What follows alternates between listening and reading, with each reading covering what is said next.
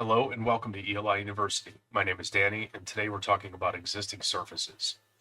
For this training, we're going to use a DEM file and a TIN file to build an existing surface. Now, DEM files come in all different shapes and sizes. Sometimes they're XML files, sometimes they're TXT files. All we're essentially doing is importing survey information or information from a website into Civil 3D to build an existing surface. First thing that we're going to do, you're going to open AutoCAD Civil 3D 2025, 2024. This is going to apply to anything from 2018 all the way to 2026. So up in the upper left-hand corner, we're going to click the New button, and it's going to ask us to select a template. The template that we want is going to be either one of the survey templates, survey base map template, Alta template. I believe all of these are going to have the same surface styles and labels. For this training, we're going to use the ELI_STB. That's our land development template. So I'm going to double click that to open it. First thing you should see is set the state coordinate zone. That's what indicates that you're in the correct template. It has loaded everything that needs to be loaded. Over in your tool space, if you don't have tool space open, Home tab, giant tool space button, click that. We're going to go to the second tab down that says Settings, and we're going to right click on Drawing 1, Edit Drawing Settings.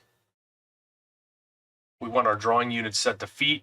Scale doesn't matter right now, angular units don't matter. We want to change our zone to wherever the information is that we received it from. So for this training, we're using information from Ohio. So we're going to click that drop down. We're going to go up to Ohio, USA, Ohio. Available coordinate systems, we want something NAD 83, and it's going to either be north or south zone for Ohio. So let's look for NAD 83. We always want US foot. All of the information that we download from the county websites and the different jurisdictions are going to be in US feet. So for this, we want north zone US foot because that's where the information was pulled from. We're going to click apply. We're going to click OK. When you download information from a county website, most of the time it comes in a zip file and you're going to want to extract it somewhere so you can get to the individual files. For this training, we want the text file or the XML file because the XML file is just going to reference the text file. And we want the TIFF file. These are two different importing techniques. So over here in your tool space, we're in the settings tab right now. We want to go back to the prospector tab. This is our main tool space tab.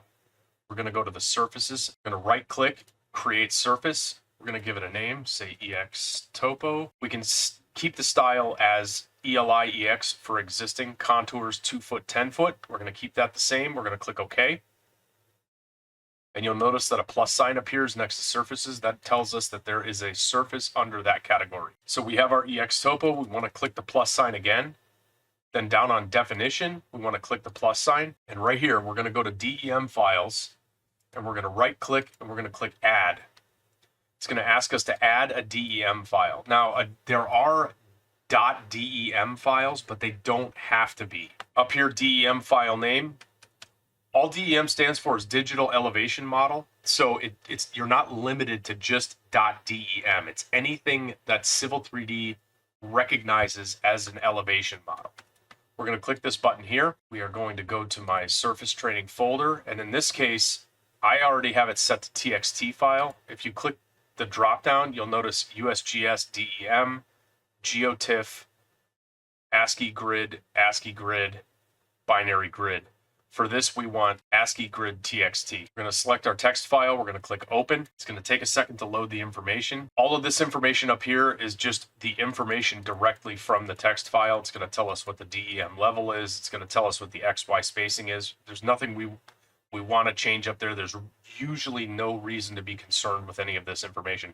All we need to know is that our current drawing is set to Ohio NAD 83 north foot.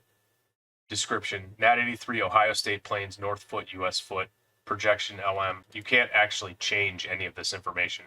It's just telling us you're importing this DEM file information and here's how the drawing is set.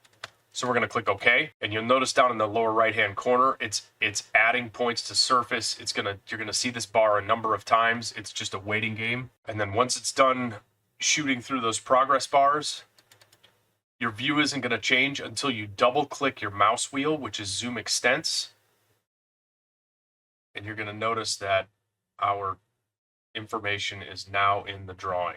So this is our surface from that text file. Now, those text files, those XML files, are usually very heavy. It's a whole tile of the grid of the state of Ohio, which means that chances are we're not going to need even a quarter of this many contours. But for this example, we're going to keep it the way that it is. In another video, we're going to go through how to add a boundary and how to tighten up the information. So once we have our text file /DEM file imported as contours, one thing that we can do to quickly check to make sure that it's actually in the right spot is up here. You'll see the geolocation tab is highlighted blue. Click on that where it says online map off. Click the drop down arrow and go to Bing Aerial, Bing Hybrid, Bing Road. For this, we'll go to Bing Aerial. You're going to notice Lake Erie on the north side. And this text file, this DEM information that I pulled was for this area here. So I know that I'm in the right spot. The map lands in the right spot. We can turn the map off by going back to the geolocation tab, clicking that drop down arrow, going to map off. Okay, so the next thing that we want to do is we're probably going to want to add a boundary.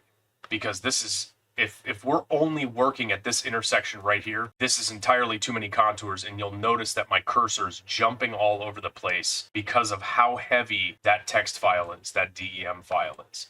So we're going to draw a simple rectangle, REC. I'm just going to draw a rectangle around this intersection. I'm going to go back to surfaces, back to EXTopo, back to definition, but this time boundaries. I'm going to right-click boundaries. I'm going to click add. I'm going to give it a name. Name it something that makes sense to you. So for me, it's going to be outer. Type of boundary is outer. Non-destructive break line. Mid-ordinate distance 1. You don't usually need to change any of this information unless you're doing an inner boundary or a data clip boundary. So for this, we just want outer, non-destructive 1 foot. Click OK. It's going to ask us down in the command line, select object. I'm going to select our boundary line. And it's going to grind through hiding everything outside of that boundary. The next thing we want to do is import our TIFF file of the tile that this DEM file came from. So when we downloaded our DEM information in the text file, we also downloaded a TIFF file that's the aerial image of that tile of Ohio. In order to import that TIFF file, we're going to type map I insert. It's going to ask us to insert an image. We're going to path to where our image is, ELI master training, surface training. There's our TIFF file. If you don't see the TIFF file, you can either set it to all images, in which case it's going to bring up the text file and anything else that it considers an image. For this, all images.tif, we're going to click open. It's going to ask us for image correlation after it loads the image. 9 out of 10 times, you don't even need to touch any of this. As you'll see, in the background, the TIFF landed exactly where it was supposed to. So in this case, we don't need to touch any of these settings. We can just click OK. So now we have our TIFF file overlaid on our text file DEM file. We can also clip this image by typing image clip. Select the image to clip. We want to create a new boundary. We want to create a rectangular boundary. And it's going to ask us to essentially draw another rectangle. So I'm just going to draw it around that intersection. Now we have an aerial image and our DEM file. If you need to adjust the image, it will adjust. It will allow you to pull and push the corner grips if you need to see a little bit more, if you need to see a little bit less. That's totally fine. You can just pull it into wherever you need to focus on for that TIFF file. In most cases, you're going to use the TIFF file as an aerial image on an overall map, maybe at 200 scale. You might keep it on for something that you're working on. You might need it at 20 scale or 50 scale. Just make sure that the TIFF file is filling your viewport. So you can push and pull those grips to make it fit any which way you want. So we have our DEM file imported. We have our TIFF file imported. And that's how you build a basic existing surface from external information. Thank you very much. I'll see you in the next one.